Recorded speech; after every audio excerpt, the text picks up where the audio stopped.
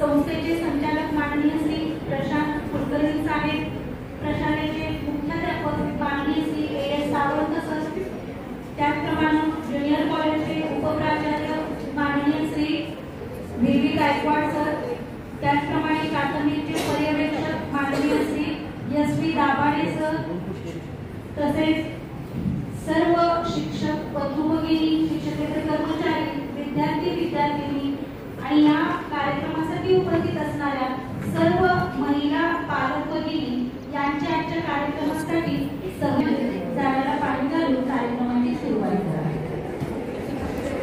वृक्षवल्ली आम्हा सोडले मनचले पक्षी ही सुस्वरे आले.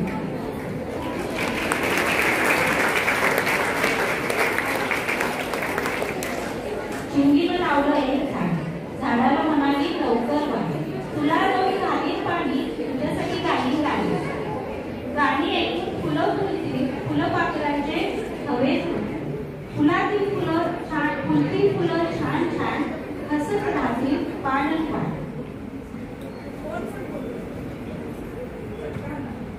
झाड आहे हिरवेगार, वारा देते थंडगार, झाडाच्या सावलीत मी बसते, झाड उतरण दारात असते. झाड देते माया, झाड देते छाया, झाडावर बसते पक्ष्यांची शाळा. झाडाखाली सर्व प्राणी मोठ्यांनी आजच्या कार्यक्रमाचे स्वागत व प्रास्ताविक करा.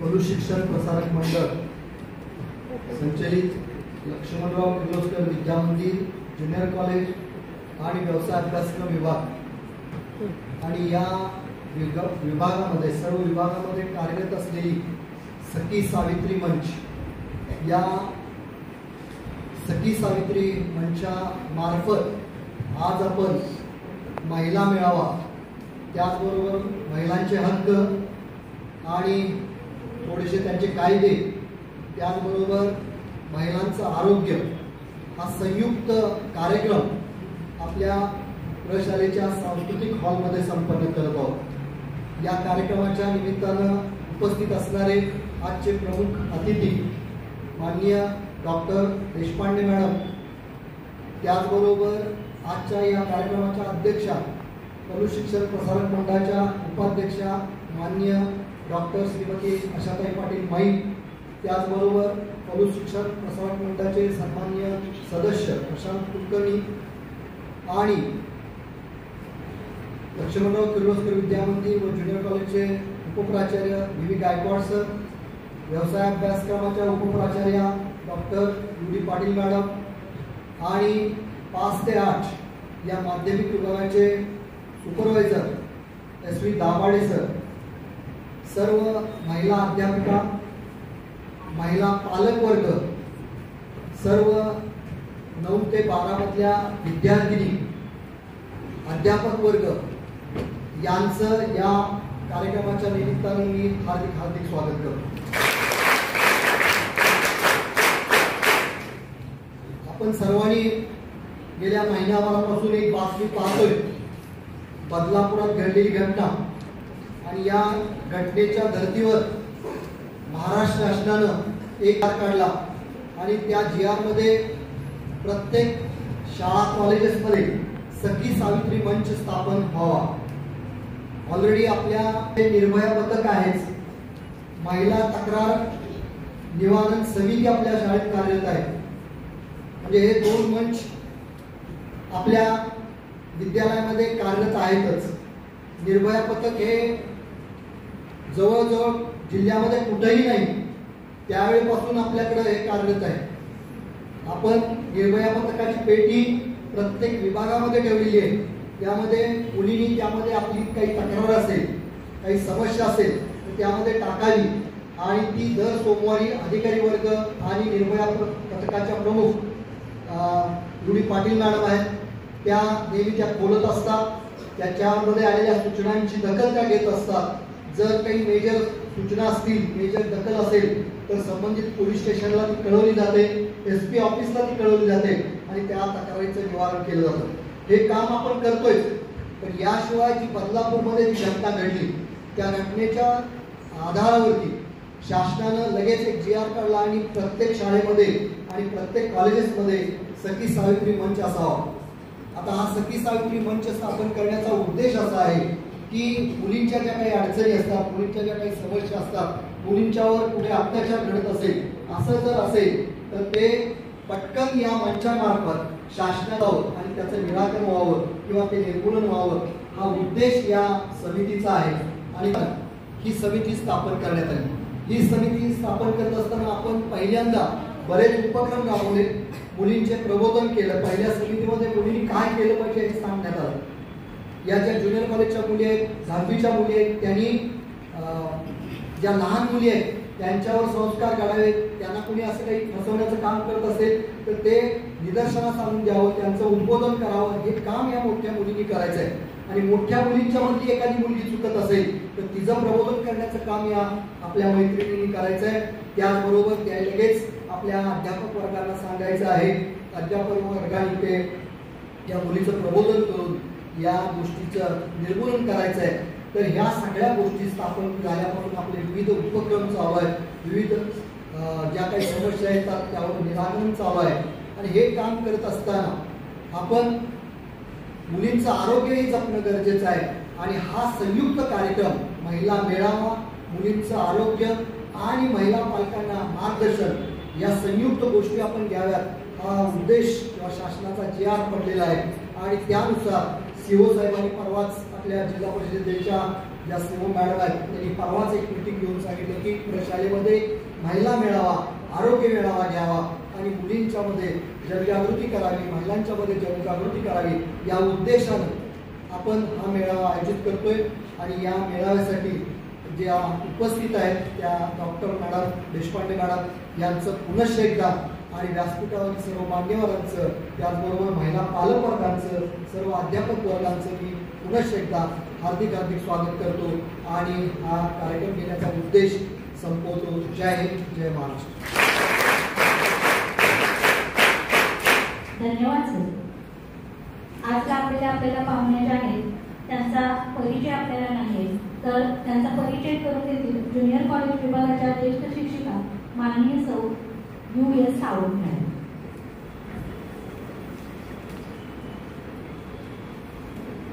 आपल्या कार्यक्रमासाठी अध्यक्ष म्हणून किंवा आजच्या कार्यक्रमासाठी जमलेले सर्व आदरणीय व्यासपीठावरील सर्व मान्यवर, महिला पालक, शिक्षक वर्ग, विद्यार्थी यांचे स्वागत करते.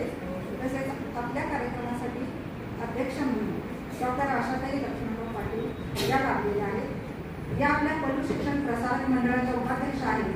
तसेच पलूस शहरामध्ये त्या एक नामांकित डॉक्टर आहेत. सर्वजण त्यांना प्रेमाने माई म्हणतात.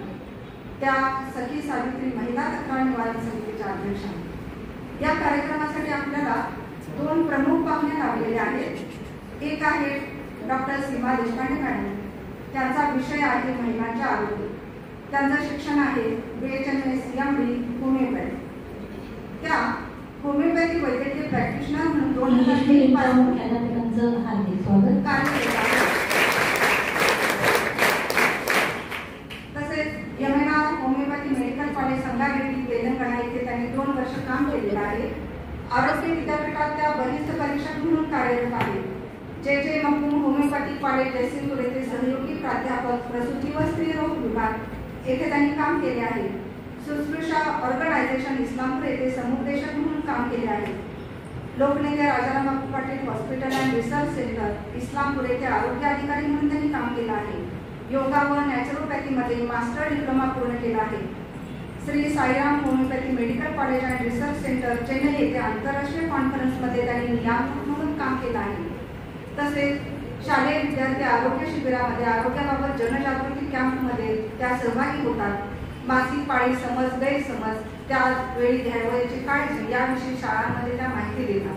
सध्या त्या प्राध्यापक व विभाग प्रमुख प्रसूती व स्त्रीरोग विभाग नूतन होमिओपॅथी मेडिकल कॉलेज आणि हॉस्पिटल चौकेमंकाळ येथे कार्यरत आहे. त्यानंतर दुसऱ्या पाहुण्याच्या आपल्या कार्यक्रमासाठी लागलेले आहेत त्या आहेत डॉक्टर उज्ज्वला पाटील. निर्भया पथक प्रमुख आहेत. त्यांचा विषय आहे महिला सक्षमीकरण व सबलीकरण. याविषयी त्या मार्गदर्शन करणार आहेत. त्यांचं शिक्षण आहे MCOM, MPhil, PhD, B.Ed, DSM. त्या HSC व्होकेशनल विभागाच्या व्हाईस प्रिन्सिपल म्हणून काम पाहतात. तसेच वेगवेगळ्या पुरस्कारांनी सुद्धा त्या सन्मानित केलेल्या आहेत. धन्यवाद मॅडम. आज अनेक ठिकाणी महिला आघाडीवर आहे. महिलांच्या बाबतीत असं म्हटलं जातं की आदिशक्ती तू, प्रभूची भक्ती तू, झाशीची राणी तू, मावळ्यांची भवानी तू, प्रयत्नांना लाभलेली उन्नती तू, आजच्या युगाची प्रगती.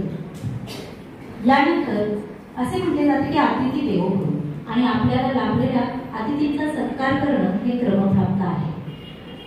आपल्या या कार्यक्रमासाठी लाभलेल्या प्रमुख पाहुण्या स्त्री रोग तज्ञ माननीय डॉक्टर सीमा देशपांडे मॅडम यांचा सत्कार संस्थेच्या उपाध्यक्षा तसेच आजच्या कार्यक्रमाच्या अध्यक्षा माननीय डॉक्टर आशाताई पाटील मॅडम यांनी करावाशी विनंती. माईंच्या हस्ते डॉक्टर सीमा देशपांडे मॅडम यांचा सत्कार संपन्न होत आहे. तसेच आपल्या या कार्यक्रमासाठी लाभलेल्या दुसऱ्या पाहुण्या आहेत त्या म्हणजे डॉक्टर उज्ज्वला पाटील मॅडम यांचा सत्कार प्रशालेचे मुख्याध्यापक माननीय श्री AS सावंत सर यांनी करावा अशी विनंती.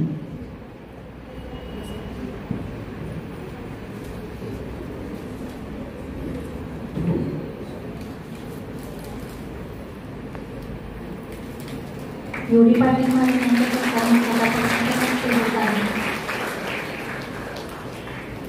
तसेच आजच्या कार्यक्रमाच्या अध्यक्षा आणि आपल्या संस्थेच्या उपाध्यक्षा माननीय डॉक्टर आशाताई पाटील मॅडम माई यांचा सत्कार ज्युनियर कॉलेजचे उपप्राचार्य माननीय श्री PV गायकवाड सर यांनी करावा अशी त्यांना विनंती.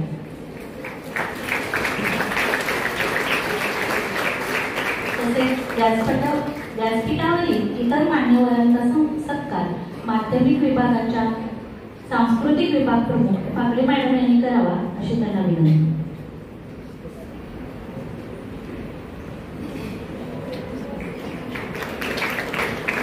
स्त्री कधीही मागे न हटणारी, कुठल्याही परिस्थितीला तोंड देणारी, जे आहे त्यात आपलं मानून आपला संसार करणारी, आपल्या कुटुंबाच्या मागे खंबीरपणे उभे राहणारी मुलगी, आई, ताई, बहीण, आजी अशी खूप साऱ्या नात्यांना बांधून ठेवणारी असते.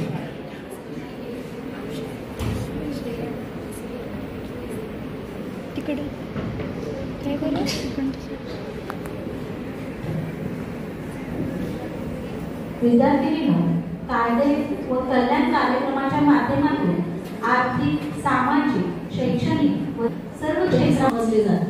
काही कुटुंबांमध्ये तर लोक मुलगी जन्माला आली लक्ष्मीचे रूप मानून ते शुभ मानतात. आज महिला घर आणि ऑफिस दोन्ही चांगल्या आणि संतुलित पद्धतीने चालवत आहे.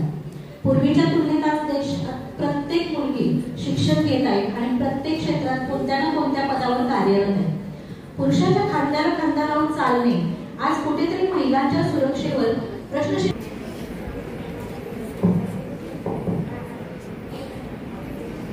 Good morning. आवाज. Good, very good. तर आजच्या या कार्यक्रमाच्या निमित्त आपण सगळेजण जमलेलो आहोत. तर कार्यक्रमाचं स्वरूप तुम्हाला माहितीच आहे की निर्भया पथकाच्या प्रमुख डॉक्टर उज्ज्वला पाटील मॅडम यांनी आत्ताच माहिती सांगितली की स्त्रीनं कसं निर्भय व्हायला पाहिजे, तरच ती ह्या स्पर्धेच्या युगात म्हणा किंवा जे असुरक्षिततेचं जग निर्माण झालेलं आहे त्यात ती तग धरू शकेल. तर माझं असं म्हणणं आहे की जर स्त्री सुरक्षित जर राहणार असेल तर तिनं आधी सशक्त होणं खूप गरजेचं आहे. आणि हा तर मी म्हणेन की दुग्ध शर्करा योग आहे की हे दोन्ही कार्यक्रम की महिला मेळाव्याच्या निमित्तानं की महिलांचं आरोग्य आणि निर्भया पथक की स्त्रीनं कसं निर्भय व्हायला पाहिजे, तिच्यासाठी असणारे कायदे काय आहेत हे तिला माहिती असणं गरजेचं आहे. तर हे दोन्ही कार्यक्रम जे संयुक्तपणे घेतलेले आहेत ते खरंच खूप चांगला उपक्रम आपल्या कॉलेजनं आयोजित केलेला आहे. तर सर्वप्रथम मी कॉलेजचे तुमचे प्राचार्य साळुंके सर, उपाध्यक्षा संस्थेच्या उपाध्यक्षा आशाताई उज्ज्वला पाटील मॅडम आणि सगळे मान्यवर यांचे आभार मानते की त्यांनी मला या कार्यक्रमासाठी स्त्रियांचं आरोग्य ह्याविषयी मार्गदर्शन करण्यासाठी आज इथं बोलवलं. त्यासाठी सगळ्यांचे प्रथम आभार मानते. आणि आपल्या कार्यक्रमाला सुरुवात करू. तर आपला आजचा विषय आहे की महिलांचं आरोग्य. तर आपल्या सगळ्यांना असं वाटतं की आरोग्य म्हणजे कुठलाही रोग नसणे, शारीरिक रोग नसणे. की प्रत्येकाची संकल्पना असते की मी निरोगी आहे म्हणजे मला कुठलाही शारीरिक रोग नाही. पण जर आपण आरोग्य म्हणजे काय जर हे याचा विचार केला की WHO त्याची डेफिनेशन जर अशी सांगितलेली आहे की हेल्थ म्हणजे आरोग्य म्हणजे काय आहे, तर नुसतं शारीरिक, मानसिक, तुमचं सामाजिक आणि तुमचं आध्यात्मिक आरोग्य. ह्या सगळ्या स्तरावर जर आपण निरोगी असू तर आपण हेल्दी आहोत, आपण निरोगी आहोत. तर आपण फक्त एकच बाजू बघतो की मला कुठला शारीरिक रोग नाही. तर तुम्हाला जर आरोग्यदायी व्हायचं असेल तर तुम्हाला ह्या 3-4 स्तरांवर तुम्हाला निरोगी होणं गरजेचं आहे. तर आपण महिलांच्या बाबतीत जर बघितलं तर महिलांच्या आरोग्याचे किंवा जे शरीराचे म्हणा किंवा त्यांचे एकूण जीवनशैलीचे जे टप्पे आहेत, तर तो पहिला महत्वाचा जो टप्पा सुरू होतो तो आहे त्यांचा तारुण्याचा पिरियड किंवा वयात येण्याचा, मुलीचा वयात येण्याचा जो पिरियड आहे की साधारण वयाच्या 10 ते 14व्या वर्षापर्यंत प्रथम तिला मासिक पाळी येते. तर हा पहिला शारीरिक जो बदल आहे तो तिच्या शरीरामध्ये घडत असतो. तर त्याच्या आधीची जी सुरुवात असते ती साधारण 9 ते 10 वर्षापासून शरीरात काही बदल व्हायला सुरुवात होते. लक्षात. तर इथं महत्वाचा जो भाग आहे तो आहे आईचा. कारण आई हीच आपली सगळ्यात जवळची मैत्रीण असते की तुम्ही निसंकोचपणे तिच्याशी सगळ्या गोष्टी शेअर करू शकता की तुमच्या शरीरात काय बदल व्हायला लागलेले आहे. तर तुम्हाला सगळ्यांना जाणवत असेल की लहानपणापासून तुम्ही जसं मॅडमनी सांगितलं की तुम्ही सगळेजण एकत्र खेळत असता, एकत्र गोष्टी शेअर करत असता. पण अचानक तुम्हाला घरातलं सांगितलं जातं की आता तू खूप मोठी झालीयस, आता तू मुलांबरोबर खेळायचं नाहीस, आता तू बाहेर जायचं नाहीस, आता तू 7च्या घरात यायचं, तू अशा प्रकारे बसायचं नाहीस, अशा प्रकारे उठायचं नाहीस, तू अशा प्रकारचेच कपडे घालायचेस. तर अशी बंधनं हळूहळू तुमच्यावर लादली जातात. तर तुम्हाला समजत नाही की हे अचानक काय झालं की मी आधी निर्भयपणे सगळ्यांशी खेळत होते, मस्ती दंगामस्ती करत होते आणि अचानक असं काय घडलं की मला असं सांगण्यात येतंय की मी अशी काय मोठी झाली एकदम. तर तुमच्या शरीराचे बदल व्हायला लागतात. तर पहिला जो शारीरिक बदल आहे की सगळ्या आयांनी सुद्धा ते ऑब्झर्व करणं गरजेचं आहे की आपल्या मुलीमध्ये काय बदल व्हायला लागले शारीरिक. साधारण 9 ते 10 वर्षामध्ये पहिला जो शारीरिक बदल होतो ते असते ते ब्रेस्ट डेव्हलपमेंट व्हायला सुरुवात होते. आणि हळूहळू तुम्हाला ते जाणवायला लागतं की आपल्या छातीचा भाग हा वाढायला सुरुवात झालेली आहे. तो पहिला बदल. आणि साधारण वयाच्या 13व्या वर्षापासून तुम्हाला मासिक पाळी सुरू होते. आता मासिक पाळी सुरू होणं म्हणजे हे काही पाप आहे किंवा मी काही दुष्कर्म केलेलं आहे आणि त्याचं फळ मला देवाने दिलेलं आहे किंवा मलाच का मासिक पाळी सुरू झाली, असं काही नाही. की हा निव्वळ गैरसमज आहे आणि तो डोक्यातून पहिला काढून टाकायचा आहे. आणि इथं प्रत्येक मुलीच्या आईला तिला समजून सांगितलं पाहिजे की मासिक पाळी म्हणजे काय. तर त्याच्या आधी तुम्हाला त्याचं नॉलेज असणं गरजेचं आहे. तर मासिक पाळी ही कशासाठी आहे की आपण सजीव प्राणी आहोत, सस्तन प्राणी आहोत आणि आपण एका दुसऱ्या जीवाला जन्म देण्याची क्षमता फक्त देवाने आपल्याला दिलेली आहे. महिला म्हणून पुरुषांना ती दिलेली आहे का? नाही. गर्भाशयाची पिशवी फक्त स्त्रीला दिलेली आहे. त्यामध्ये ती 9 महिने तो गर्भ वाढवते आणि दुसऱ्या पिढीला जन्म देत असते. तर तुम्हाला सगळ्यांना अभिमान वाटला पाहिजे एक महिला म्हणून की मी एक नवीन पिढी जन्माला घालण्याचं कार्य करत आहे आणि परमेश्वराने ते गिफ्ट फक्त मला आणि मलाच दिलेलं आहे. त्यासाठी कमीपणा मानायचं काम नाही. आता इथं पहिला जो मुलींमध्ये काय म्हणतात की एक न्यूनगंड तयार होतो की जेव्हा तुमची ब्रेस्ट डेव्हलपमेंट होत असते त्यावेळेस आपोआपच तुमचं चालणं बदलतं. की असं पोक काढून चालायचं की काहीतरी वेगळं दिसतंय, चालता येत नाहीये किंवा चालताना छाती हलते, त्यामुळे एक प्रकारचा न्यूनगंड तयार होतो. तर असं काही नाहीये. अभिमानानं ताठ मानेनं चाललं पाहिजे. एक प्रकारचा आत्मविश्वास तुमच्यामध्ये आला पाहिजे. का तर ही देवानं दिलेली देणगी आहे. तर ब्रेस्ट ह्या ग्लँड्स आहेत, मॅमरी ग्लँड्स आहेत आणि त्याचं पुढे जाऊन कार्य काय असणार आहे की डिलिव्हरी नंतर तुम्ही तुमच्या बाळाला की दूध पाजण्याचं काम, तुम्ही बघा दूध पाजण्याचं काम म्हणजे एक तुम्ही अमृत तुमच्या बाळाला देत असता. नवीन पिढीला सशक्त करण्याचं काम ही फक्त आई आणि आईच करू शकते. त्यामुळे तिथं लाजण्यासारखं काही काम नाही. कुठल्याही गोष्टी निसंकोचपणे तुम्ही गोष्टी शेअर करू शकता. आणि प्रत्येक आईनं आपल्या मुलीला ते सांगायचं आहे आणि शिकवायचं आहे. तर इथं मला वाटतं फक्त महिलांना या अवेअरनेसची जास्त गरज आहे की त्या एक मैत्रीण म्हणून आपल्या मुलींना याची शिकवण देऊ शकतात. तर दुसरा महत्वाचा मुद्दा म्हणजे मासिक पाळी सुरू होणे. आता मासिक पाळी सुरू होते म्हणजे काय, तर तुम्ही जर गर्भाशयाचे, तुम्हाला बायोलॉजीमध्ये सुद्धा आहे आता युटरस फिमेल जेनायटल ऑर्गन्स तुम्हाला आहेत, फिमेल रिप्रोडक्टिव्ह सिस्टीम. तर मला 11वी-12वीच्या मुलींना ते समजेल की गर्भाशयाची पिशवी की जी युटेरस असते त्याला 3 स्तर असतात. एक सगळ्यात आतला स्तर, मधला आणि सगळ्यात बाहेरचा, की त्याला आपण एंडोमेट्रियम, मायोमेट्रियम आणि पेरिमेट्रियम म्हणतो. लक्षात. तर एंडोमेट्रियम ही जी आतली जो स्तर आहे किंवा जी लेअर आहे त्याचं काम काय आहे, तर ते एक प्रकारचं बेड तयार करतं की बाळाला तिथं इम्प्लांट झाल्यानंतर, तो गर्भ तिथे इम्प्लांट झाल्यानंतर त्याला पोषण देण्याचं काम ते एंडोमेट्रियम करत असतं. आणि जर गर्भधारणा झाली नाही तर काय होतं की ती लेअर जी आहे ती तुमच्या मासिक पाळीच्या ब्लीडिंग थ्रू बाहेर पडत असते तुमच्या शरीरातून. लक्षात. तर अशा प्रकारे त्याचं ते कार्य असतं. दर महिन्याला ही मासिक पाळी साधारण 28 दिवसांनी येत असते. एक चक्र आहे, त्याला आपण मेन्स्ट्रुअल सायकल म्हणतो.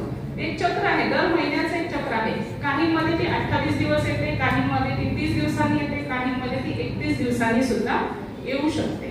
तर आता लक्ष काय ठेवायचं आहे की ही मासिक पाळी जी वयाच्या 13व्या वर्षापासून सुरू झालेली आहे ती साधारण वयाच्या 50 ते 55 वर्षापर्यंत अव्याहतपणे सुरू असते. तर ती तुमच्या शरीराचा एक अविभाज्य भाग बनून जाते आणि ती एक तुमची मैत्रीणच बनून जाते. तर तुम्ही बघा की सुरुवातीला तुम्हाला खूप चिडचिड होते, काय हे दर महिन्याचं कटकट आहे. पण नंतर जेव्हा आता तुमच्या मध्यवयीन महिला पण सांगू शकतील की जेव्हा मासिक पाळी जायची वेळ येते, 50व्या वर्षी असेल, 47व्या किंवा 55व्या वर्ष सुद्धा काहींची पाळी बंद होते, तर त्यावेळेस एक रुपरूप लागते, अजून कशी झाली नाही, अजून कशी झाली नाही, की ज्याची तुम्ही चिडचिड होत असते आधी की कशाला दिलंय हे, काय कटकट, दर महिन्याची 4 दिवस नुसती कटकट असते, वैताग येतो. आणि 30 पाळी नंतर तुम्ही वाट बघत बसता, अजून कशी झाली नाही, अजून कशी झाली नाही.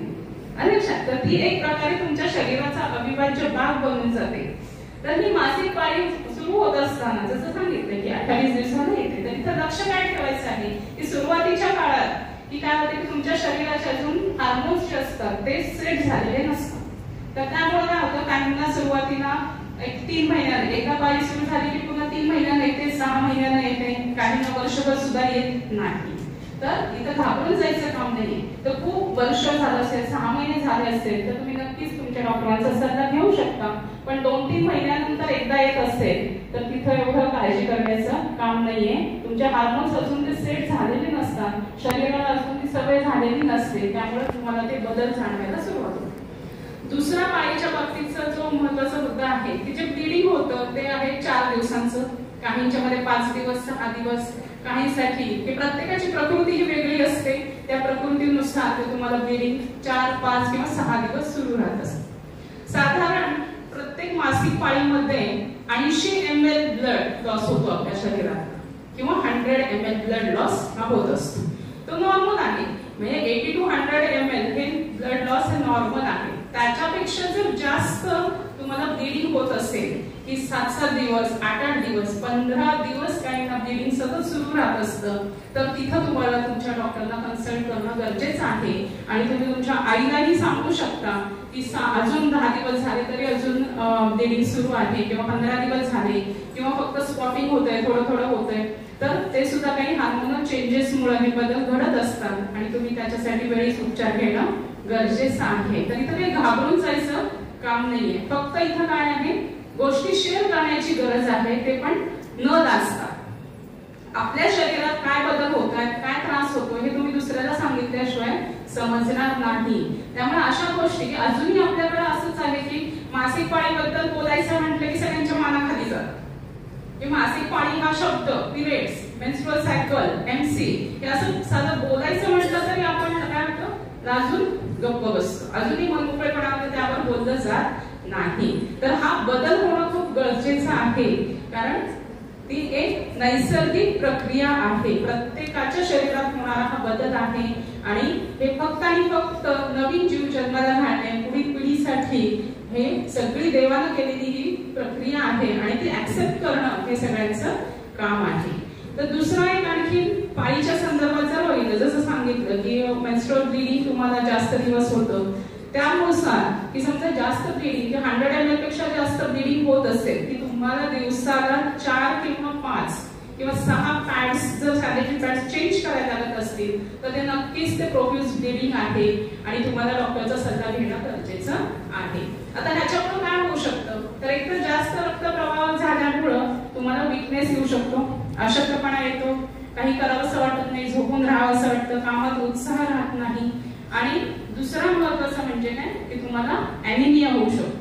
तर ॲनिमिया हे काय आहे की तुमच्या शरीरातलं रक्तातलं जे हिमोग्लोबिनचं प्रमाण आहे ते कमी होतं आणि तुम्हाला पुन्हा शारीरिक थकवा जाणवू लागतो. तर अशी जर काही लक्षणं असतील तर ॲनिमियाची लक्षणं जर बघितली तर एकतर अशक्तपणा, शरीराचा पांढरटपणा, चेहऱ्याचा पांढरटपणा, ओठांचा तुम्हाला पांढरटपणा दिसायला लागतो, उत्साह राहत नाही, चिडचिडपणा वाढतो, लक्षात तर चिडचिडेपणा खूप जाणवायला लागतो आणि भूक लागत नाही.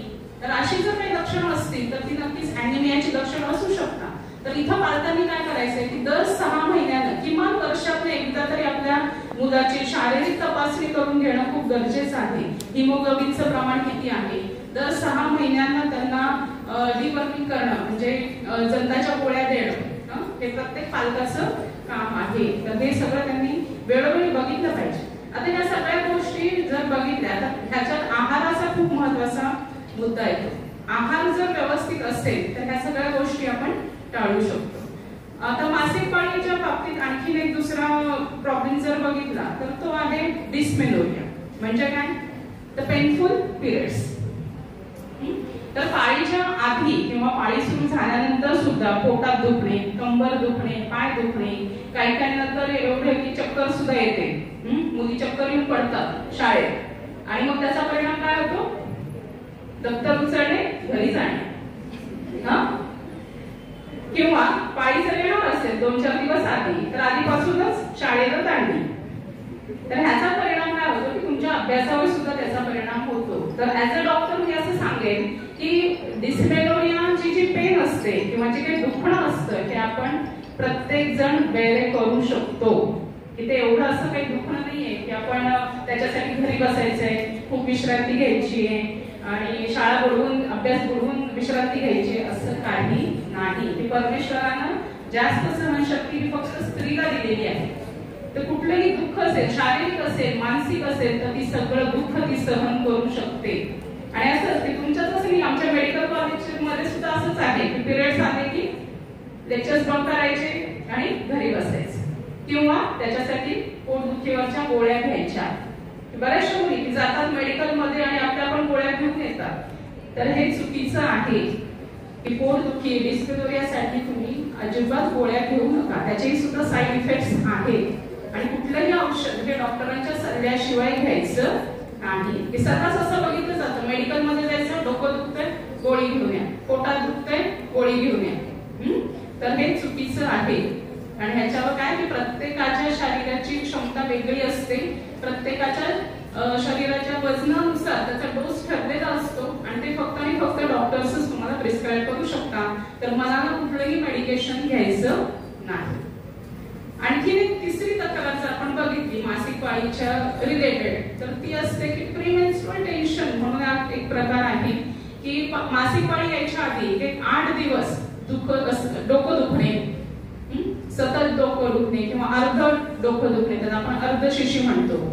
काहींना उगीच चिडचिड, रडायला येणे, की खूप असं चिडचिड वाटते की भांडण करावं असं वाटणं किंवा पोटात दुखणे, पोट गच्च होणे, भूक न लागणे.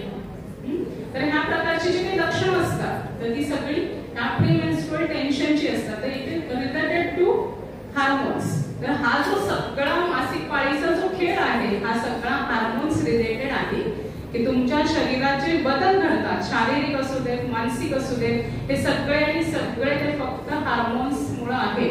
तर हे दुसरं तिसरं काही नाहीये, तर हा फक्त केमिकल लोचा आहे, बाकी काही नाही. हा सगळा तुमच्या हार्मोन्सचा खेळ आहे की oestrogen, progesterone, luteinising hormone, follicle stimulating hormone, हे 4 हार्मोन्स हे मेन हार्मोन्स आहेत की त्याच्यामुळे तुमच्या शरीरामध्ये बदल घडतात. लक्षात. तर इस्ट्रोजन नावाचं जे हार्मोन आहे ते तुम्हाला काय देतं की शरीरामध्ये तुम्हाला तुमची फिगर मेंटेन करण्याचं काम करतं. तर ह्या ज्या ऍडोलसेंट एज मध्ये जो एक मेन जो असतो की शरीरात होणारा बदल की फॅट डिपॉझिशन व्हायला लागतं, की तुमच्या ब्रेस्ट डेव्हलप होतात, की तुमच्या शरीराला एक प्रकारची गोलाई देण्याचं काम हे हार्मोन्स करत असतात. लक्षात. आणि ते अव्हाट प्राणी म्हणजे तुमचं पूर्ण रिप्रोडक्टिव्ह लाईफ जे आहे साधारण 13व्या वर्षापासून ते 50 वर्षापर्यंत पाळीचा असतोपर्यंत जो मधला पिरियड आहे हा तो सगळ्या त्या हार्मोन्सवर अवलंबून असतो. म्हणजे हार्मोन्स का वर खाली होतात, इम्बॅलन्स का होतो त्यांचा, तर हे सगळं तुमच्या मानसिकतेवर अवलंबून असतं. लक्षात. की तुम्हाला येणारा स्ट्रेस, सतत वाटणारी काळजी, एखादं टेन्शन, लक्षात, ते जर असेल तर हे सगळे हार्मोन्स तुमचे इम्बॅलन्स. दुसरा आहे की आहाराशी रिलेटेड सुद्धा त्याचा संबंध आहे की आहार जर तुम्हाला जो पोषक आहार शरीराला गरज आहे त्याची तो जर तुम्ही वेळेवर घेतला नाही तरी सुद्धा हार्मोन्स मध्ये चेंजेस होऊ शकतात आणि हे सगळे शारीरिक मानसिक बदल होऊ शकतात. लक्षात. तर त्याच्यामध्ये जसं सांगितलं की नुसतं शारीरिक आजार नसणं म्हणजे आरोग्य नाही, तर त्याबरोबर तुमचं मानसिक स्वास्थ्य सुद्धा तितकंच महत्वाचं आहे. की आता आपण बघितलं की स्ट्रेस कुणाला नाही, ताण तणाव कुणाला नाहीये, की अगदी लहान बाळापासून ते वयस्कर व्यक्तींपर्यंत प्रत्येकाला काही ना काही ताण असतो, काही ना काही स्ट्रेस असतो, टेन्शन असतं. पण प्रत्येकाची ते टेन्शन हँडल करण्याची कुवत ही वेगवेगळी असते. काही जण इझिली त्यातनं बाहेर पडू शकतात, पण काही जण खूप सेन्सिटिव्ह असतील, इमोशनल असतील, तर ते काय करतात, ते दुःख असेल किंवा ते टेन्शन असेल ते सतत कुरवाळून बसतात आणि त्यातनं ते बाहेर पडू शकत नाही. तर अशा जर पद्धतीनं तुमच्या पाल्यामध्ये जर असं काही हे असतील, लक्षणं असतील की सतत टेन्शन घेण्याचा स्वभाव असेल, की त्याला अभ्यासाचं टेन्शन येत असेल, आणखी दुसरे काही टेन्शन्स असतील, तर हे वेळोवेळी आईनं चेक केलं पाहिजे, मुलांशी बोललं पाहिजे, मुलींशी बोललं पाहिजे, की तिची मैत्रीण होऊन तिला विश्वासात घेऊन तिला काही त्रास आहे का, काही मानसिक त्रास आहे का, किंवा काही असं काही घटना आहेत का की जी ती शेअर करू शकत नाहीये, तर तिला ते ओपन होण्यासाठी, तिला ते मन मोकळं करण्यासाठी तर आईनंच मदत केली पाहिजे. लक्षात. आता मासिक पाळीच्या डिटेल्स आपण जर बघितलं की मासिक पाळी आता पूर्वीपासून तर असा समज होता की बऱ्याचशा घरांमध्ये असतं की 4 दिवस मासिक पाळी आली तर त्यांना वेगळं बसवायचं, कशाला हात लावू द्यायचा नाही, शिव द्यायचं नाही. लक्षात. किंवा मासिक पाळीमध्ये जे ब्लिडिंग होतं ते म्हणजे शरीरातलं अशुद्ध रक्त असतं असा एक गैरसमज होता, तर ते तसं काही नाहीये. तर हा 4 दिवस जो पिरियड तुम्हाला दिलेला आहे तो तुम्हाला रेस्टसाठी किंवा एक प्रकारची विश्रांती शरीराला मिळावी त्यासाठीचा तो पिरियड आहे. पण आताचं जे स्पर्धेचे युग आहे ते पूर्वी बायका बसत होते 4-4 दिवस बाहेर, पण आता ते होऊ शकत नाही. 4 दिवस तुम्ही शाळा करून घरी बसू शकत नाही, किंवा जॉबला जाणाऱ्या महिला असतात तर त्या जॉब मिस करून घरी बसू शकत नाहीये. तर आता काळानुसार सुद्धा आपल्याला बदलणं गरजेचं आहे आणि ह्या सगळ्या गोष्टी आपण विचारात घेऊन त्याच्यामध्ये काही मार्ग काढू शकतो का, तर ह्या सगळ्या गोष्टींचा विचार आपण करणं गरजेचं आहे. आता दुसरा एक महत्वाचा टप्पा म्हणजे की प्रेग्नन्सीचा काळ. प्रेग्नन्सीच्या काळामध्ये की साधारण गर्भधारणा झाल्यापासून ते 9 महिने तिथे आपण शरीराची काळजी घेणं गरजेचं आहे. की त्यावेळेस जर तुमचा पहिला मूल असेल आणि दुसरी प्रेग्नन्सी असेल तर तिथेही टेन्शन येऊ शकतं की त्या दुसऱ्या बाळाला कसं सांभाळायचं, घर कसंच नाही करायचं. तर अशा सुद्धा काही कौटुंबिक जबाबदाऱ्यांमुळे तिथं आपल्या शरीराकडे दुर्लक्ष होऊ शकतं, आहाराकडे दुर्लक्ष होऊ शकतं, व्यायामाकडे दुर्लक्ष होऊ शकतं आणि नको ते आजार आपण ओढवून घेऊ शकतो. तिसरा टप्पा जो आहे तो आहे की मासिक पाळी जाण्याचा टप्पा. तर त्याच्यामध्ये साधारण 45 जर वय आपण पकडलं सरासरी वय, तर तिथून तुम्हाला मासिक पाळी जाण्यासाठीची जे काही लक्षणं असतात ती तुम्हाला जाणवायला लागतात. आता अलीकडे जर बघितलं तर 35 पासूनच ही लक्षणं सुरू व्हायला लागतात. आता तिथं सुद्धा हार्मोन्सचाच खेळ आहे की आता जे हार्मोन्स तुमचे टॉप लेवलला होते ते आता काय व्हायला लागले, कमी व्हायला लागले. जसं वय वाढत जातं तसे ते हार्मोन्स शरीरातले कमी व्हायला लागतात आणि तुम्हाला पुन्हा शारीरिक आणि मानसिक बदल जाणवायला लागतात. की उगीच चिडचिडेपणा वाढणे, मुलांवर त्याचा राग काढणे, मुलांना धोपटणे, तर या सगळ्या काय होतात, लक्षणे दिसायला लागतात. तर इथं मुलींनी सुद्धा लक्ष ठेवायचं आपल्या आईवर की आईमध्ये हे बदल दिसायला लागलेले आहेत. ते कदाचित तिचं नैसर्गिक प्रक्रिया आहे आणि ती सगळ्यांनी ऍक्सेप्ट केली पाहिजे. मेनोपॉज किंवा मासिक पाळी जाण्याचा काळ म्हणजे काही आजार आहे किंवा मला काही वेगळं घडलेलं आहे माझ्या शरीरात, तर तसं काही नाहीये. ही सुद्धा एक नैसर्गिक प्रक्रियाच आहे आणि प्रत्येकाच्या आयुष्यात घडत असते. तिथे पण तुम्हाला शारीरिक बदल जाणवतात की जसं काही एकदम गरम वाटणे, अंगातून वाफा येणे, खूप घाम येणे, छाती उगीच धडधडणे, अशी लक्षणं तुम्हाला तिथे जाणवायला लागतात. काहींना नव्यानं ब्लड प्रेशरचा त्रास सुरू होतो, काहींना त्यावेळेस जर तुम्ही ब्लड चेक केलं तर ब्लड शुगर तुम्हाला दिसायला लागते. तर नवीन हे जे आजार आहेत तर ते तुम्हाला तिथं जाणवायला सुरुवात होते. काहींना वजन वाढतं, असं वाटतं की माझं वजन खूप वाढायला लागलेलं आता. मग त्यावेळेस तुम्हाला सांगतात, तुमच्या एखादी मैत्रिणी सांगते की आता पाळी जायचं वय आहे आणि आता वजन वाढायला लागलेलं आहे. गुडघे दुखी, बसताना उठताना त्रास होणे, गुडघेदुखीचा त्रास जाणवणे, तर ही सगळी लक्षणं तुम्हाला ह्या टप्प्यामध्ये जाणवायला लागतात. याच्याबद्दल हे जे काही शारीरिक मानसिक बदल जे घडतात, जसं सांगितलं की हे सगळं हार्मोन्स रिलेटेड आहे, पण ते सुद्धा आपण जर योग्य आहार आणि व्यायामाची जर तास धरली तर तुम्ही त्यातनं बाहेर नक्कीच पडू शकता. तर आहाराबद्दल जर सांगायचं म्हटलं तर तुम्ही जो आहार घेता, आपल्याला वाटतं की मी रोज डबा घेऊन येते, सकाळी एकदा डबा गेलं की जेवण, संध्याकाळी काहीतरी खाऊ असतो, त्यामुळे मी हेल्दी आहे. पण तसं नाही. प्रत्येकाच्या शरीरानुसार त्याला लागणाऱ्या गरजेनुसार त्याचा आहार हा ठरलेला असतो. तर आयांनी तर लक्षात ठेवायचंय की आपण मुलांना किंवा स्वतःसाठी सुद्धा आपण पौष्टिक आहार देतोय का? की जसं तुमच्या मुलीला जर ॲनिमिया डिटेक्ट झाला असेल तर तुम्ही ॲनिमिया रिलेटेड तिला, तर असं नाहीये की सगळ्यांनीच बदाम, काजू, पिस्ते सगळ्यांनी खावा असं सांगितलं जात नाही. लक्षात की तुमच्या घरी जे अवेलेबल आहे, ज्या रोजच्या गोष्टी तुमच्या आहारात आहेत, त्यातून सुद्धा तुम्ही काहीतरी बदल करून तुमच्या पाल्याच्या शरीरासाठी जे उपयुक्त आहे ते तुम्ही रेसिपीज बनवून ते देऊ शकता. अगदी साधे गोड शेंगदाणे सुद्धा जरी तुम्ही आहारात आणले रोजचे तर तुमचं हिमोग्लोबिन नक्कीच वाढू शकतं. की सगळ्या आपल्या लहानपणी म्हणजे आमच्या लहानपणी तरी होतं की ते फुटाणे खायचे, शेंगदाणे खायचे, किस्से करून करून शाळेत घेऊन जात होतो. तर मला वाटतं ते खरंच योग्य होतं की तेव्हा कधीच काही आयर्नची डिफिशियन्सी जाणवली नाही, व्हिटॅमिन B12 ची डिफिशियन्सी जाणवली नाही, बी कॉम्प्लेक्सची डिफिशियन्सी कधीच जाणवली नाही. की मुलं सगळ्याच उन्हात, पावसात, चिखलात, मातीत खेळत होती. पण आता इतकं सगळं प्रोटेक्टिव्ह लाईफ असून सुद्धा आई वडील इतकी काळजी घेतात मुलांची, इतकं जपतात, तरी सुद्धा आपण काही आजारांना बळी पडतो. कारण काय की रोग प्रतिकार शक्ती ही दिवसेंदिवस कमी व्हायला लागलेली आहे आणि ती जर वाढवायची असेल तर आपण आहारामध्ये नक्कीच बदल केला पाहिजे. तर रोज प्रत्येकानं गूळ शेंगदाणे आपल्या आहारात आणायचे आहेत. फुटाणे, गूळ, राजगिऱ्याचा लाडू, रोज तरी किमान एक राजगिऱ्याचा लाडू खाल्ला पाहिजे. सीझनल फळं, असं नाही की तुम्ही रोजच फळं आणून खावा, पण त्या सीझन मध्ये जी फळं आहेत अवेलेबल होतात ती नक्कीच तुम्ही खाऊ शकता. मोड आलेली कडधान्य तुम्ही खाऊ शकता. की आपल्या आहारात आठवड्यातून एकदा दोनदा का होईना तुम्ही त्या मोड आलेल्या कडधान्यांचा वापर करायचा. तुम्ही उसळी करू शकता आणि मुलांना डब्यात देऊ शकता. हिरव्या पालेभाज्यांचा पण तुम्ही तुमच्या आहारात समावेश करू शकता. जे मांसाहार करतात त्यांनी आठवड्यातून एकदा मांसाहार करायला काही हरकत नाहीये.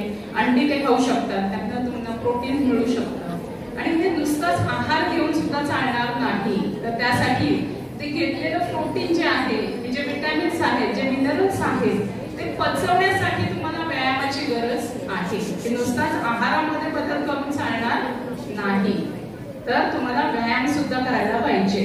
किती जण मैदानी खेळ खेळतात? ग्राउंडवर जाऊन किती जणी खेळ खेळतात?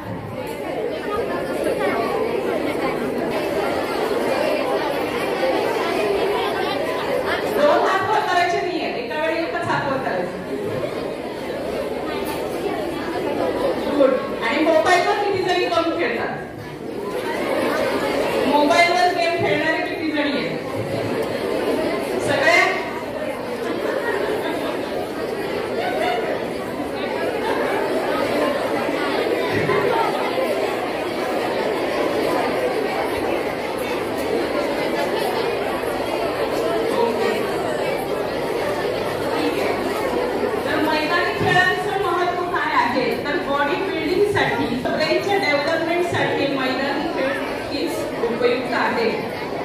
मैदानी खेळ कुठले कुठले मैदानी खेळ आहेत? कोण सांगू शकेल? मॅडम काहीतरी बोलताय तुमच्यासाठी. आपसात न बोलता मॅडमशी बोला, रिप्लाय द्या. मैदानी खेळ कुठले? Kho kho, kabaddi, cricket, basketball, dodgeball. काय खेळामध्ये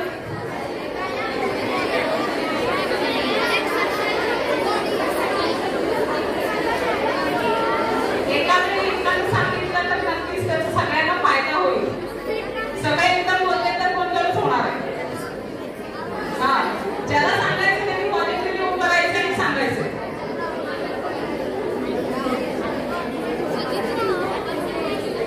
मैदानी खेळामुळे काय होतं? व्यायाम होतो. कशाचा? शरीराचा. आणि मग काय मेंदूचं काय?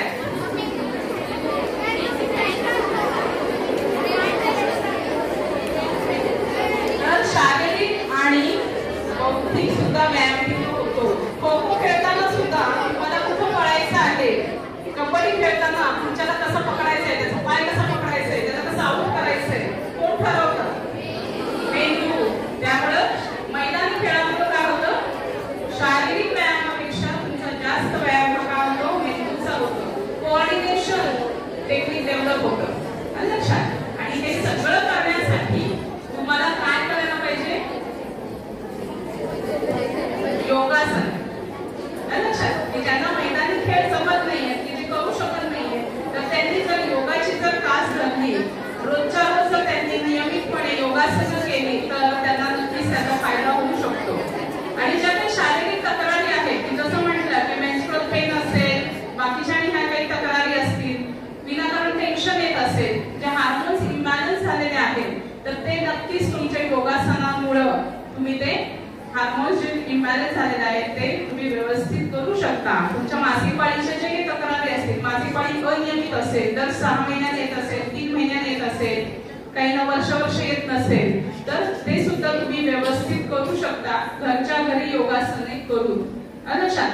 तर ताडासन असेल, वृक्षासन असेल, किंवा जे बटरफ्लाय पोज आहे ते सुद्धा जर तुम्ही घरच्या घरी केलं असेल, धनुरासन असेल, त्यामुळे सुद्धा डिस्मेनोरियाला खूप फायदा होतो. नंतरचे काही महिलांमध्ये इन्फर्टिलिटी, की मूल न राहणे, बंधत्व ह्यासारख्या जर काही तक्रारी असतील, त्या सुद्धा तुम्ही योगासनामुळे बऱ्या करू शकता. लक्षात. तर ही सपोर्टिव्ह थेरी आहे आणि त्यामुळे नक्कीच तुमच्या शरीराला त्याचा फायदा होणार आहे. दुसरा योगासनाचा फायदा म्हणजे काय? की तुमची बौद्धिक क्षमता वाढते, कॉन्सन्ट्रेशन वाढतं, फोकस वाढतो तुमचा, आणि अभ्यासामध्ये सुद्धा तुम्हाला नक्की त्याचा फायदा होतो.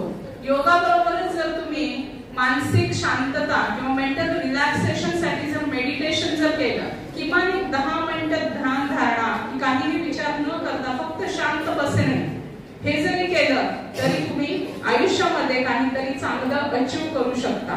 तर हे सगळं का? आरोग्याविषयी का? आरोग्याला एवढं महत्व का?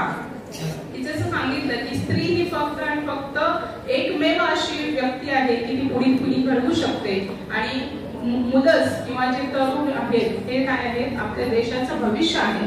पुढे जाऊन एक चांगली पिढी निर्माण होऊ शकते. त्यासाठी प्रत्येक महिलेनं सशक्त होणं गरजेचं आहे. आणि त्यासाठी आहार, विहार, व्यायाम त्याचा जर तिनं आधार घेतला तर ती काय करू शकते? आपलं भविष्य उज्ज्वल घडवू शकते. तर अशा प्रकारे आपण इथं आरोग्याविषयक काही तुमच्या शंका असतील, काही प्रश्न असतील तर तुम्ही मन मोकळेपणाने विचारू शकता.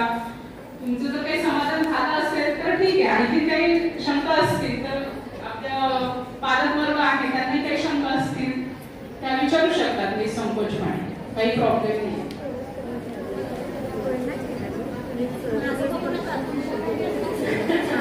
तुमच्या काही शंका असतील तर तुम्ही पुढे बघून विचारा.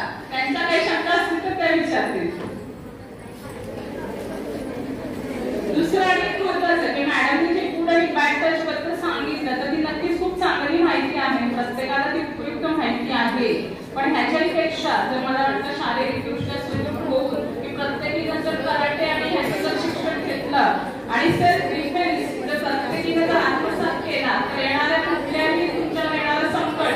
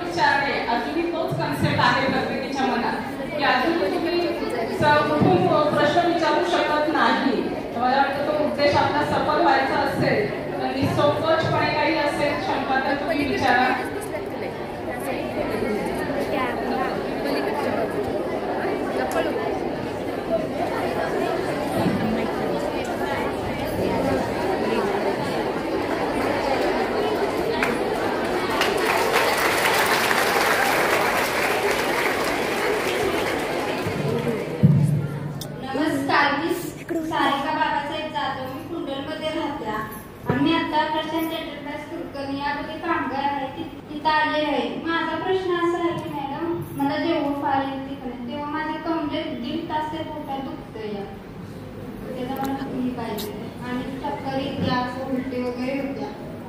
तर तो एक डिस्मेनोरेक्सियाचा एक प्रकार आहे.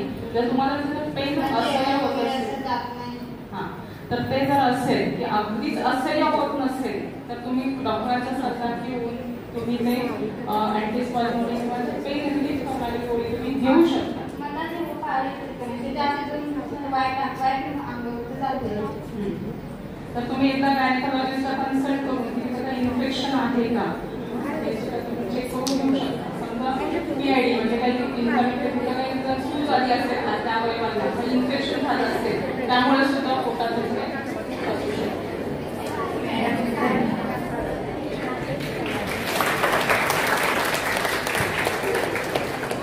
त्यांनी एक चांगला प्रश्न विचारला. आणखी नाही का मी याच्या समस्येविषयी हे करते की मुलींना किंवा महिलांना काय एक प्रॉब्लेम असतो की अंगावरून पांढरे जाणे, व्हाईट डिस्चार्ज, की साधारण पाळी येण्याच्या आधी सुद्धा तो एक डिस्चार्ज असतो आणि पाळी गेल्यानंतर सुद्धा असतो. तर तो नॉर्मल असतो, ट्रान्सपरंट असतो. जर तुम्हाला तिथे काही खास किंवा आग होत नसेल किंवा काही बर्निंग होत नसेल तर तो नॉर्मल डिस्चार्ज आहे. पण तो जर प्रमाणापेक्षा जास्त जर प्रमाणात जात असेल किंवा त्या भागाला सूज झाली असेल किंवा खास येत असेल सतत किंवा तो व्हाईट अगदी दह्यासारखा घट्ट जर तो स्त्राव असेल तर तुम्ही नक्कीच डॉक्टरांना कन्सल्ट केलं पाहिजे आणि त्याच्यावर उपचार घेतले पाहिजे. कारण पुढे जाऊन जसं वय वाढतं 40 नंतर जर हा डिस्चार्ज असेल आणि सतत जर तो असेल तर तो नक्कीच त्याचे परिणाम म्हणजे ते कॅन्सर पर्यंत सुद्धा जाऊ शकतो. की गर्भाशय मुखाचा कॅन्सर असेल, सर्व्हिसचा कॅन्सर असेल, तर असं ते होऊ शकतं. तर वेळोवेळी आपण आपल्या शरीराची तपासणी करून घेणं खूप गरजेचं आहे. की साधारण 40 नंतर तर मी सगळ्यांना असा सल्ला देईन की वर्षातून किमान एकदा तरी प्रत्येकानं आपल्या ब्रेस्टची तपासणी करून घेणं गरजेचं आहे. छातीची तपासणी की तुम्ही घरच्या घरी सुद्धा ते ब्रेस्ट चेक करू शकता. की समोर आरशासमोर उभा राहून तुम्ही तुमच्या स्तनांवरून हात फिरवू शकता आणि तुम्हाला कुठं गाठी जाणवत आहेत का, मोठ्या गाठी असतील किंवा अशा सरकणाऱ्या हातात घेतल्या तर त्या सरकणाऱ्या गाठी असतात तर त्या सुद्धा तुम्ही डॉक्टरांकडून चेक करू शकता. किंवा तुम्हाला जर सतत व्हाईट डिस्चार्ज होत असेल किंवा ब्लिडिंग 40 नंतर 45 नंतर काय होतं की एकदा वर्षात एकदा पाळी येते आणि तुम्हाला वाटतं की आता पाळी माझी बंद झाली, पुन्हा 7-8 महिन्यानं वर्षातनं पुन्हा एकदा तुम्हाला ब्लिडिंग सुरू होतं आणि तुम्हाला वाटतं की आता 9-10 महिने पाळी नव्हती आणि आता पुन्हा सुरू झाली. त्यावेळेस सुद्धा तुम्ही डॉक्टरांचा सल्ला घेणं गरजेचं आहे. कारण जसं वय वाढत जातं तसं तुम्हाला कॅन्सरचे जर हे आहेत दुष्परिणाम आहेत किंवा कॅन्सर होण्याचे जे चान्सेस आहेत ते वाढलेले असतात. त्यामुळे 40 नंतर प्रत्येक स्त्रीनं आपल्या शरीराची काळजी घेणं खूप गरजेचं आहे. तर अशी जर काही लक्षणं तुमच्यामध्ये जाणवत असतील, स्तनांमध्ये गाठी असतील किंवा स्तनांना एकदमच सूज आली असेल किंवा त्यामध्ये काही डिस्चार्ज येत असेल तर ते सुद्धा खूप काळजी करण्याचं लक्षण असू शकतं आणि वेळच्या वेळी तुम्ही डॉक्टरांना सांगणं ते खूप गरजेचं आहे. दुसरं आणखी एक मुलींमध्ये म्हटलं तर आता नवीन की त्या रोगाचा खूप प्रसार झालेला आहे ते म्हणजे पीसीओडी, पॉलिसिस्टिक ओव्हरियन डिसीज. लक्षात की तुमचे जे स्त्री बीजांड असतं त्याच्यावर एक फॉलिकल्स तयार होतात आणि त्याच्यामुळे काय की एकतर पाळीमध्ये रक्तप्रवाह अतिप्रमाणात होतो किंवा काही वेळेस तो खूपच कमी प्रमाणात होतो आणि अशा वेळेस अचानक जाडी वाढायला लागते, शरीराचा काळपटपणा वाढायला लागतो, मानेवर तुम्हाला खूप काळेपणा जाणवायला लागतो.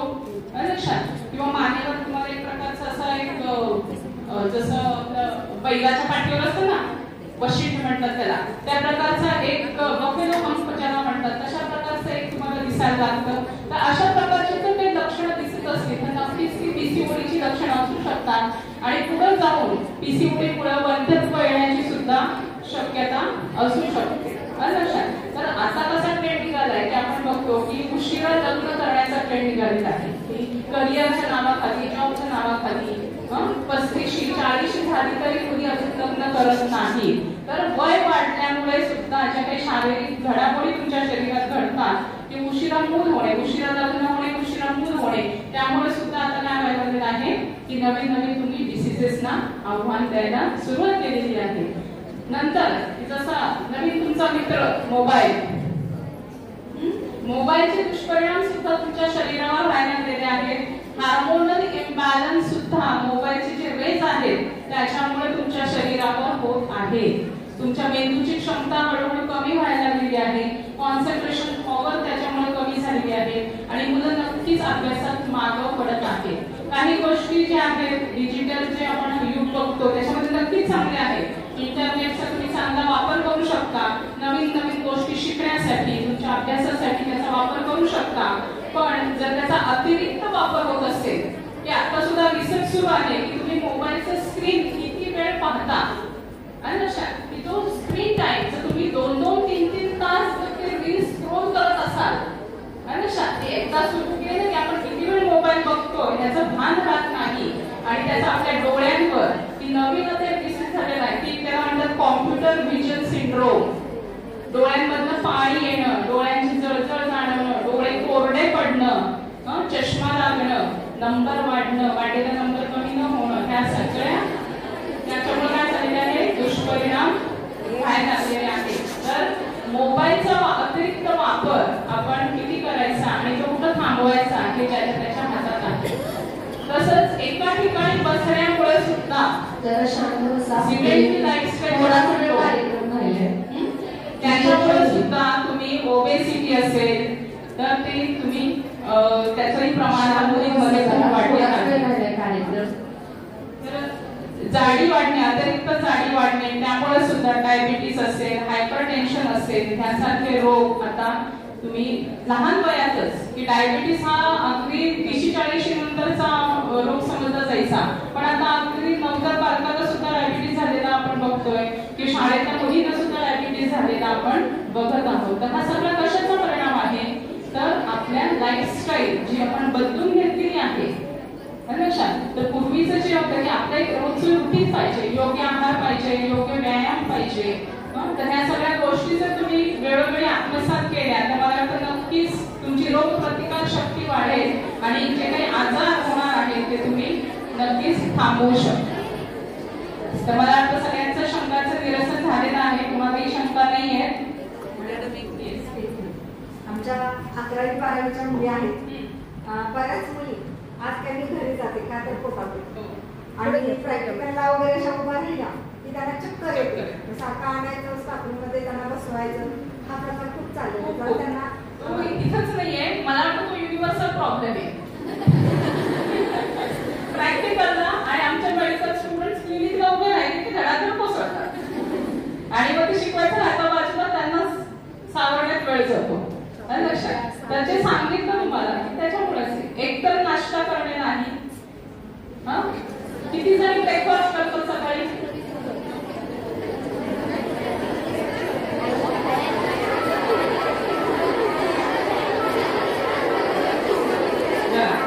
अगदी खूप थोडं प्रमाण आहे की ज्या मुली सकाळी शाळेला येतात त्या नाश्ता करून येतात. खूप थोड्या मुली कंपल्सरी नाश्ता करणं खूप गरजेचं आहे. फोकससाठी तुमच्या शरीरासाठी प्रत्येकीनं रोजच्या रोज नाश्ता करणं आणि मला वाटतं आयनचं ते काम आहे की मुलींना त्यांनी रोजच घराच्या बाहेर सोडायचं आहे.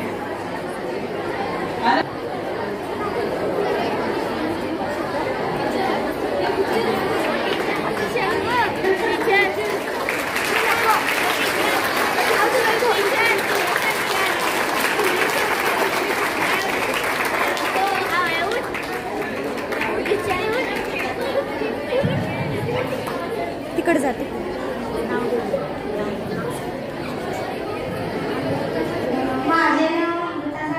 माझी शंका आहे की खूप लोक असे म्हणतात की आपण पॅड वापरतो पीडीएस मध्ये पण त्याच्यामुळे आपल्याला कॅन्सर होऊ शकतो म्हणून काही ज्या स्त्रिया आहेत त्या कापड वापरतात त्यामुळे आपल्याला इन्फेक्शन होऊ शकते. मग काय योग्य आहे आपल्यासाठी पॅड आहे का कापड आहे?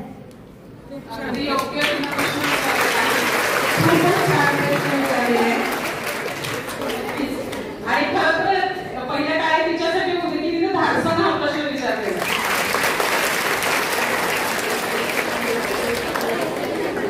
तर पूर्वीपासून अशी संकल्पना होती की पाळीच्या दिवसात कापड यूज करणे. कापड यूज करणे गैर नाही. लक्षात काळाच्या मुखात त्यात बदल होत गेले आणि त्याची जागा सॅनिटरी पॅड डिस्पोज.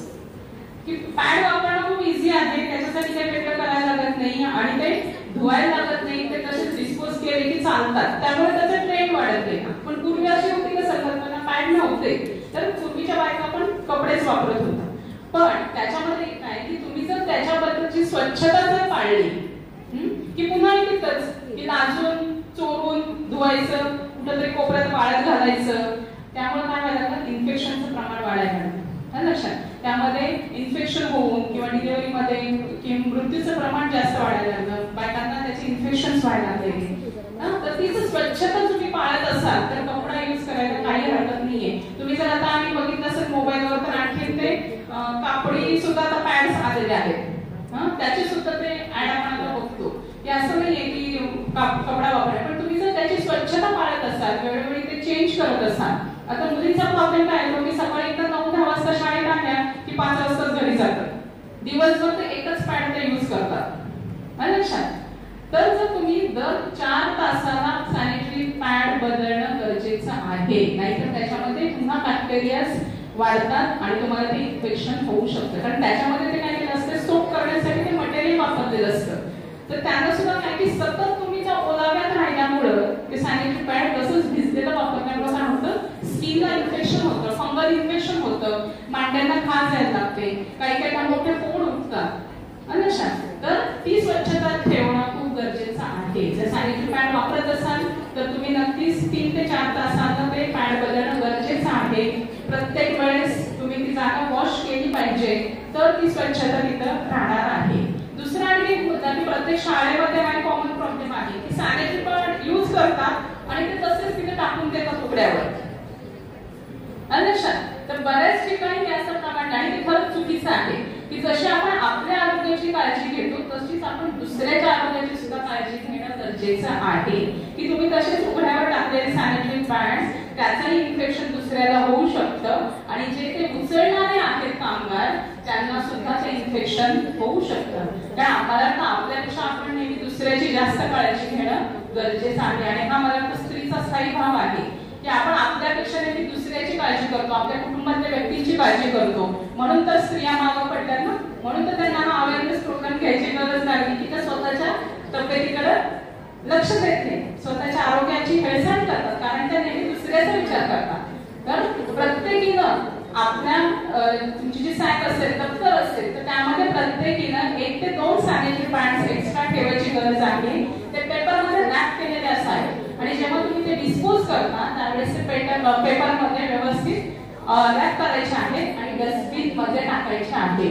लक्षात, किंवा काही जर तुम्ही सॅनिटरी नॅपकिन्स बघितले असतील तर तुम्हाला एक ब्लॅक कलरची पिशवी देतात, त्याच्यामध्ये अवेलेबल असते, तर त्या काळ्या पिशवीमध्ये तुम्ही ते टाकायचं आहे. आणि जे काही कामगार असतील, ते कचरा उचलणारे असतील किंवा इथून जो कचरा दुसरीकडे जातो, त्या लोकांना ते कळतं की ह्याच्यामध्ये सॅनिटरी पॅड आहे आणि ब्लॅक कलरची पिशवी आहे. तर अशा प्रकारे प्रत्येकानं आपल्याबरोबर जर दुसऱ्याची काळजी घेतली तर नक्कीच आपण काय करू शकतो की आरोग्य चांगलं राखू शकतो, की कुठेही इन्फेक्शन पसरायचं नाही. त्यानंतर सुद्धा तुम्ही वॉशरूम यूज केल्यानंतर प्रत्येकानं हँड वॉश करणं खूप गरजेचं आहे. किंवा ते सॅनिटरी पॅड्स तुम्ही डिस्पोज केल्यानंतर की प्रत्येक वेळेस साबणानं हात स्वच्छ धुणं खूप गरजेचं आहे. किंवा घरातून बाहेर गेल्यानंतर, शाळेत आल्यानंतर, शाळेतून बाहेर गेल्यानंतर ती स्वच्छता मेंटेन करणं हे खूप गरजेचं आहे. कारण स्वच्छतेवरच सगळं आरोग्य अवलंबून आहे. तर मला वाटतं प्रत्येकानं ही काळजी घ्यायची आहे. तर कपडा यूज करणं गरजेचं नाहीये, पण ते व्यवस्थित धुतले गेले पाहिजे, गरम पाण्याने स्वच्छ धुतले पाहिजे, स्वच्छ सूर्यप्रकाशात ते कडक वाळले पाहिजे, तरच तुम्ही नेक्स्ट टाइम ते यूज करू शकता. जर तुम्हाला त्याची काळजी घेण्याची गरज जमत नसेल तर तुम्ही सॅनिटरी पॅड्स यूज करता. त्याच्यात सुद्धा आम्ही सांगेन की जे कॉटनचे बनलेले असतात सॅनिटरी पॅड्स, ते जर तुम्ही यूज केले तर ते चांगले, ते स्किनसाठी चांगले आहे. कारण आता कसं तुम्ही तर बघितलं की ते नायलॉन कोटेड असतात वरचे, ते खूप सोप करतात. आपल्याला वाटतं की चांगलं आहे की म्हणजे ते ओलावा जाणवत नाही त्याला, की ह्याच्यामध्ये खूप चांगल्या प्रकारे ते गट सोप केलं जातं, पण ते चांगले नाहीये. की बऱ्याच जणांच्या तक्रारी आहेत की त्यामुळे फंगल इन्फेक्शन होत आहे आणि ते यूज करणं चांगलं नाही. तर जे कॉटन मेड असतात ते तुम्ही यूज करू शकता, पण दर 4 तासांनी तुम्हाला नॅपकिन चेंज करणं गरजेचं आहे. आणखी तुम्हाला काय शंका? तर धन्यवाद सगळ्यांनी खूप पेशंटली ऐकून घेतलेलं आहे. धन्यवाद मॅडम, खूप सुंदर. थँक्यू. आज मॅडमने आपल्याला आहार विहार व्यायाम आणि स्वच्छता याविषयी खूप सुंदर आणि मोलाचं मार्गदर्शन केलेलं आहे. विद्यार्थिनींनो, तुम्हाला समजलंच असेल की ती फुलकी आहे, ती माया आहे, तीच सुरुवात आहे आणि तीच सुरुवातच नसेल तर बाकी सर्व काही व्यर्थ आहे. आणि म्हणूनच मुलगी किंवा महिला हिला खूप मानाचं स्थान आहे. यानंतर आजच्या कार्यक्रमाच्या अध्यक्षा तसेच पशुशिक्षण प्रसारक मंडळाच्या उपाध्यक्षा माननीय डॉक्टर आशाताई पाटील माई यांना मी विनंती करते की त्यांनी आपलं मनोगत व्यक्त करावं. शांत बसा, 2 मिनिटं शांत बसा. सन्माननीय व्यासपीठ, आजच्या प्रमुख पाहुण्या देशपांडे मॅडम, ज्यांनी हे नियोजन केलं त्या उज्ज्वला पाटील मॅडम, इंग्लिश मीडियमच्या जयमाता पाटील मॅडम.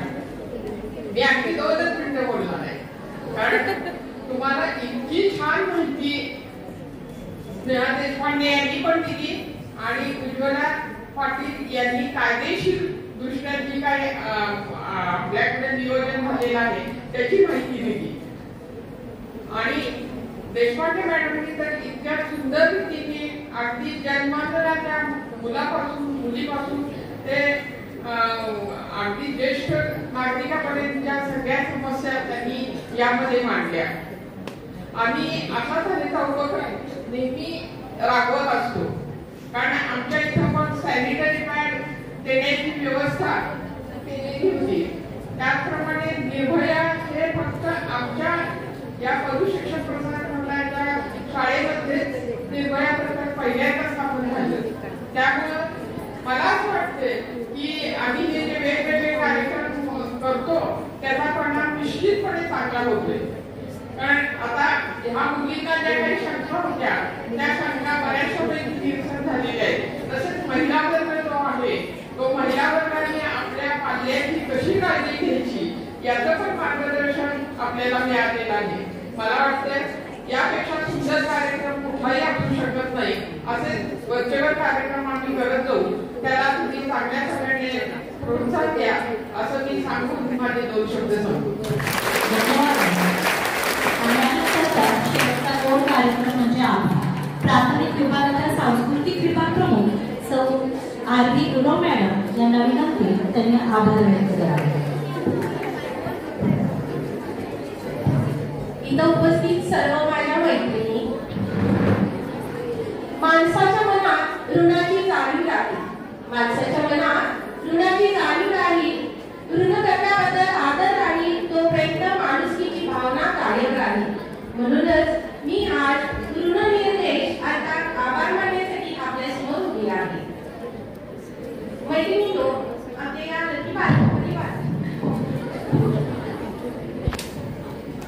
या लकी परिवारात आज पाहुणे उपस्थित आहेत.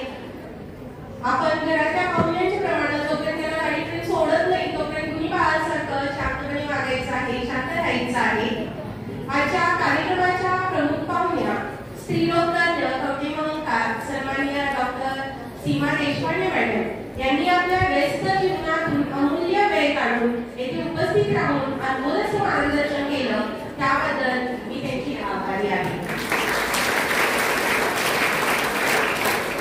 पशुशिक्षण प्रसारक मंडळाच्या उपाध्यक्षा तथा आजच्या कार्यक्रमाच्या अध्यक्षा म्हणजे आमच्या प्रेरणा स्त्रोत आदरणीय डॉक्टर आशाताई पाटील तथा मांडे याही नेहमीच कार्यक्रमासाठी आवर्जून वेळ काढून उपस्थित राहतात व आम्हाला मार्गदर्शन करतात, त्यांचे खूप खूप आभार. आजच्या 3ऱ्या प्रमुख पाहुण्या आमच्याच लकी परिवारातील MCC विभागाच्या उपप्राचार्या डॉक्टर युली पाटील मॅडम, ज्या आपल्या प्रशालेच्या निर्भया पथकाच्या प्रमुख आहेत. त्यांनी महिला सक्षमीकरण व सबलीकरण या विषयासंदर्भात सोप्या सुंदर अशा शब्दात मार्गदर्शन केले. तसेच गुड टच बॅड टच याबद्दल प्रात्यक्षिके दाखवले, त्यानंतर कायदेसंदर्भात माहिती सांगितली, त्याबद्दल त्यांचे खूप खूप आभार.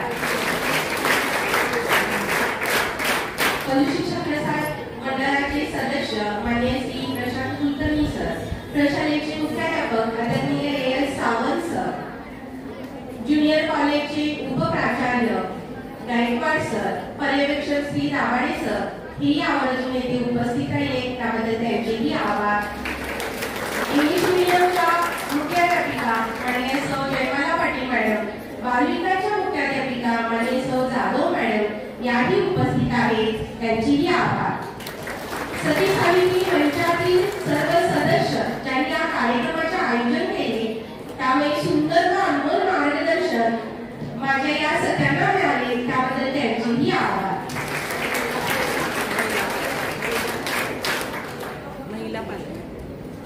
लकी संकुलातील सर्व विभागातील सर्व महिला अध्यापिका येथे उपस्थित आहेत त्याबद्दल त्यांचे आभार. विशेष म्हणजे या कार्यक्रमाची शोभा ज्यांनी वाढविली त्यासमोर उपस्थित सर्व महिला वर्ग व प्रशालेतील मुली यांनी अगदी शांतपणे व उत्साहाने या कार्यक्रमासाठी उपस्थिती दर्शवली आणि तुम्ही आमच्या कार्यक्रमाला दिलेली साथ आहे. तुम्हा सर्वांचे अगदी मनापासून आभार.